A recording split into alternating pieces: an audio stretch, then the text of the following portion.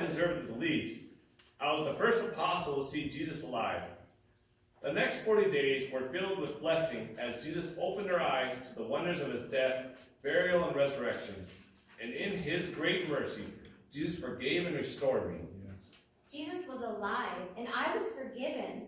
Sarah and I wanted to stay in Jerusalem to learn more, but we were out of money. So we continued on our way to Sychar, overflowing with joy. When I arrived at home, we told everyone what had happened, and many more Samaritans became followers of Christ. Just before Jesus ascended into his Father in heaven, he told us to be witnesses in Jerusalem, in Judea.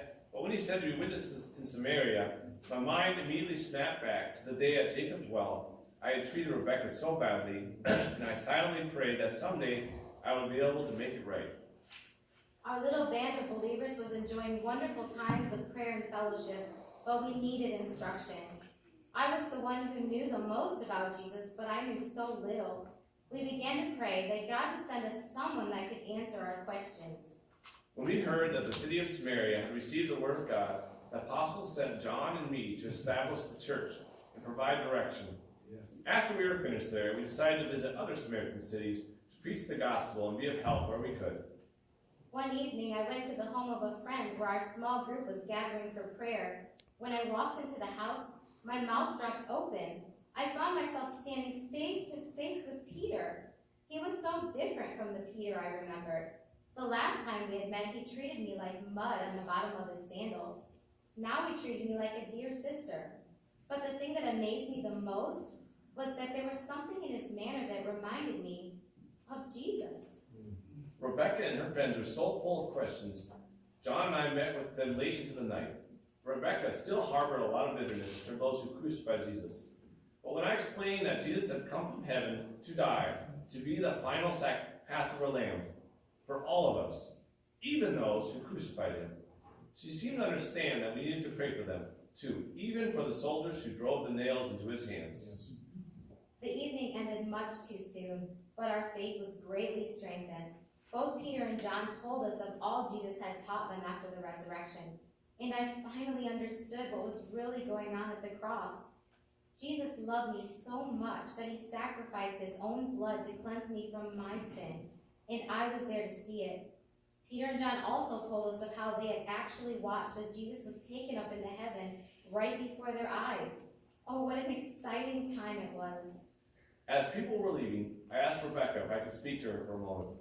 When I saw the fear in her eyes, I smiled and told her I was the one who should be afraid, not her. Then the words that I had wanted to say for so long began to tumble out. First, I asked her to forgive me for treating her so badly. I told her I was the wicked one, not her. With tears, I told her of my 3 denials, and how Jesus had forgiven me, and now I was begging for her forgiveness also. I was speechless. No one had ever asked me to forgive them for anything. After a few moments of awkward silence, I blurted out, "Who am I to grant forgiveness? Of course I forgive you." I smiled and thanked her over and over again. Her great kindness truly humbled me. The next morning, John and I were on our way back to Jerusalem, and I was thanking God for allowing me to see Rebecca one more time. Peter's apology had a profound effect on me. His words assured me that just as Christ had forgiven Peter, Christ had also forgiven me. I was accepted and loved by God. Yes. The living water of the gospel is not just available to a few special people. It's available to all people of every race and every language. No matter how sinful or righteous we think we are, Jesus offered me a drink of living water. And oh, I drank deeply, and he still offers himself to all who are thirsty. Come and drink of the living water of Christ.